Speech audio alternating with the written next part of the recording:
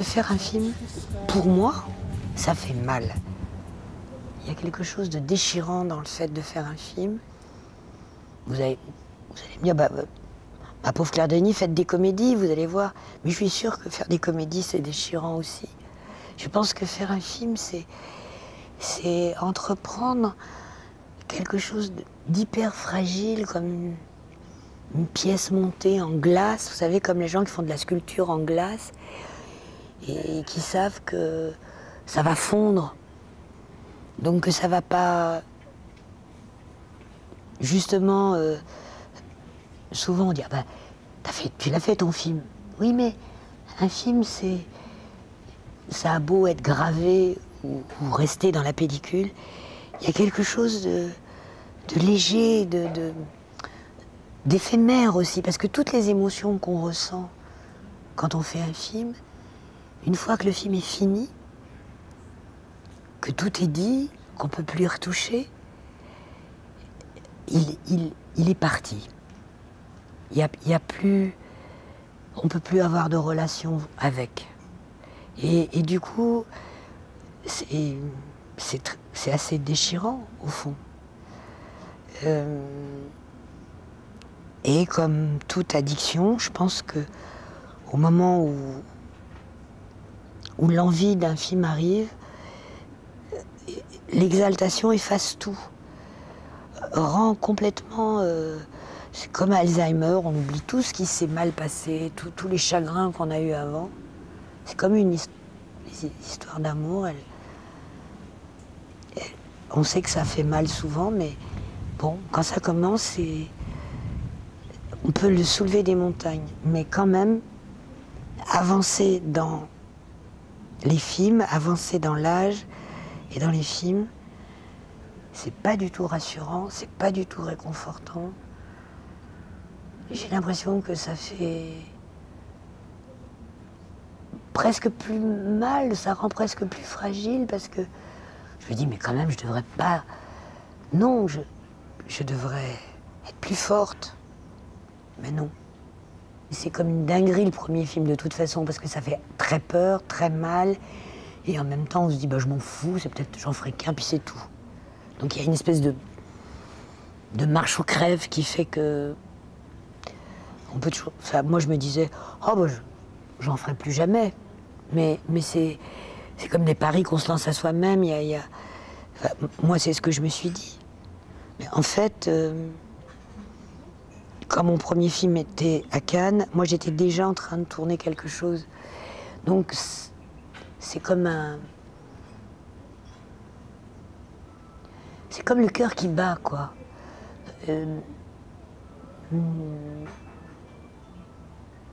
C'est un muscle, il ne peut pas s'arrêter. Il faut qu'il batte, sinon il n'y a plus de vie. Et moi je me dis, mais si... au fond, oui, je me dis, c'est un peu pareil, quoi. S'il n'y a plus de cœur, s'il n'y a plus de film, il n'y a plus de vie. C'est pour ça que quand j'ai fait l'intrus, j'ai vu une transplantation cardiaque, quand j'ai vu ce moment où on enlève le vieux cœur avant de mettre le cœur de remplacement, qui n'est pas forcément tout nouveau, qui vient d'une poitrine morte, ce moment où la cage thoracique est vide, je suis trouillarde, mais je crois que c'est la chose la plus cosmique que j'ai vue dans ma vie, quoi. Un corps humain qui n'est pas mort, mais qui est maintenu par des pompes, et il n'y a pas de cœur, et puis on replace un cœur et on reboulonne tout, les tuyaux, les pompes et tout, et ça repart. C'est affolant. Mais moi j'ai l'impression que la vie, je la vis comme ça, en syncope. Ça démarre, je démarre comme un bolide, moi. Et puis je finis comme un vieux taco éreinté, quoi. Il y a toujours cette syncope. Je me suis pas mal coupé des miens. De ma sœur, de Jacques, son mari qui était mon ami. Je sais pas grand-chose sur eux. Plus grand-chose. autour de moi.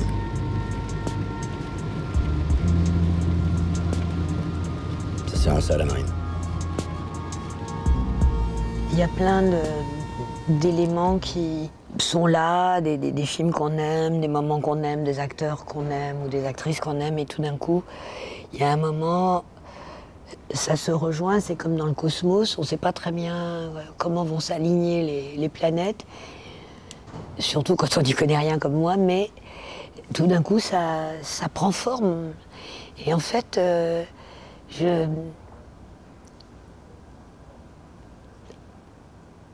en regardant ce coffret, cette trilogie de Akira Kurosawa, là, ces films noirs des années 50, c'est la présence de Toshiro Mifune, qui est quand même un héros solide physiquement, et qui est,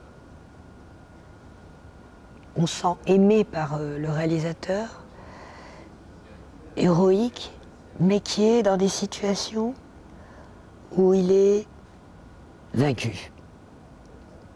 Alors que, d'emblée, la première image du film montre un homme qui doit être vainqueur. Et j'adore ce titre, français, qui n'a probablement rien à voir avec le titre japonais, Les salauds dorment en paix, parce que c'est vraiment, pour moi, ça a déclenché l'idée qu'un homme comme ça, si il se sentait la force de venger sa sœur, de venger sa famille, c'était pas quelqu'un que ça allait arrêter. Il y a des gens, ça émane d'eux, cette espèce de puissance et de côté chevaleresque, où peut-être ils n'ont même pas le doute qu'ils pourraient rater. Et c'est ça qui m'a plu et qui a fait la connexion avec Vincent. Parce que Vincent, quand j'ai travaillé avec lui dans Vendredi soir, c'était l'arrivée dans une voiture d'un intrus, un homme sexy. Probablement beaucoup plus sexy que le personnage qu'interprétait Valérie Lemercier aurait pu imaginer. Presque inespéré au fond. Alors que là, c'est un homme qui est, quand le film commence, il est très bien là où il est, tout va bien, et simplement parce qu'il va dire oui à sa petite sœur, le destin va s'abattre sur lui, mais vraiment d'une façon irrévocable. Je suis frappée par la tragédie ou la tragédie grecque ou les romans noirs, parce que souvent les romans noirs sont un peu empreints de tragédie grecque. On sait quand on commence que le destin, là, va frapper, quoi.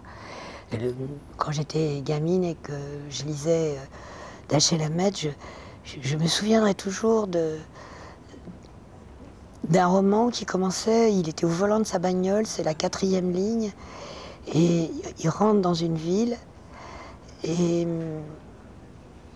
qui est San Francisco en fait, mais auquel il donne un autre nom dans le livre, et il dit, les flics étaient mal rasés et fumaient, il y a des flics au carrefour, ils étaient mal rasés et fumaient. Déjà, ça commençait très mal, comme si déjà le détective savait en arrivant dans cette aventure qu'avec ces flics-là, comme sur l'autel c'était comme la préparation du destin, quoi. J'adore ce type d'histoire. D'abord parce que c'est des histoires auxquelles je crois instantanément, parce que je pense que parfois on a un pressentiment, on sent que quelque chose va arriver, sans être Euripide ou Dashiell Hammett. Et c'est pour ça que j'aime ces films noirs de Kurosawa, parce que souvent dans les films japonais, on sent le destin qui s'abat. Ou peut-être que les personnages dans les films de Kurosawa savent que leur destin se présente ce jour-là sous un mauvais jour. Et que donc, peut-être ça va pas s'arranger, quoi.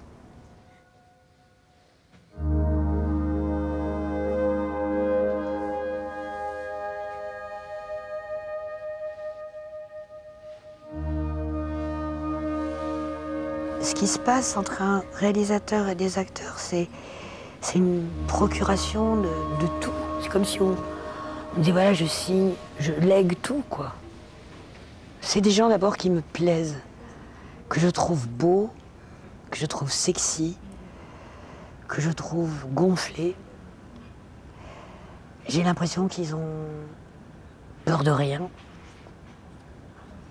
Et c'est ça qui fait que je suis rassurée parce que je me dis ils sont capables de tout. C'est pas pour être complimenteuse que je dis ça. Je le crois vraiment. Il faut qu'ils soient magnifiés, tous. Sinon le cinéma, ça n'a... Pour moi, le cinéma qui banalise un visage, déjà, c'est pas du cinéma, quoi. Je pense que ce qu'il y a de plus beau dans le cinéma, c'est cette...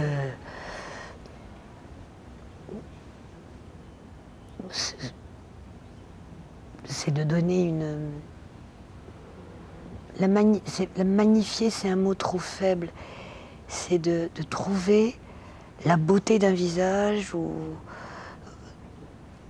d'une main, d'une nuque, d'un corps qui marche et de se dire voilà, le film va être mu par ça.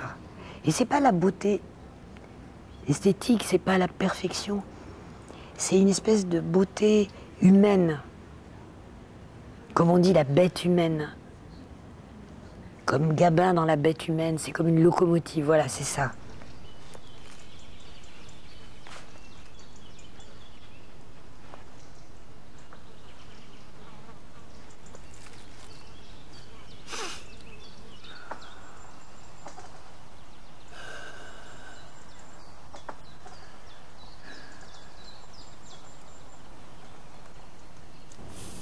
Tout ça se passe en moi sur un mode onirique. J'ai besoin que ça devienne une rêverie à un moment pour pouvoir tourner. Il faut que j'ai rêvé les scènes un peu pour qu'elles perdent le carcan du scénario, qu'elles gonflent un peu, qu'elles s'envolent un peu, quoi, et qu'elles me soulagent aussi, parce que tout d'un coup, en devenant un peu onirique, en les rêvant, je perds un peu de ma...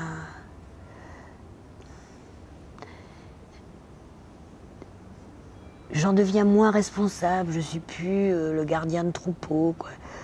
J'ai l'impression que je suis dedans. Je suis pas là pour que tout marche. Je suis dedans. Si je l'ai pas rêvé avant, j'ai l'impression que je suis juste là pour dire attention, un peu plus à gauche, un peu plus à droite, plus vite. Et ça suffit pas, quoi. J'ai eu une rétrospective de mes films en Inde. J'étais en Inde, à la cinémathèque de Pune. Et j'ai vu des vieux films indiens, très beaux, mais je veux dire, c'est... Et puis avant de prendre l'avion, c'était pendant la mousson, donc j'étais dans le vieux Bombay, il pleuvait, la mer était marron, je sais pas, j'étais dans un... Je me suis dit, mais ça me nourrit, pas comme un visionnaire, mais ça me nourrit d'une envie de... Je peux pas dire une envie de film, mais ça me met dans un état onirique.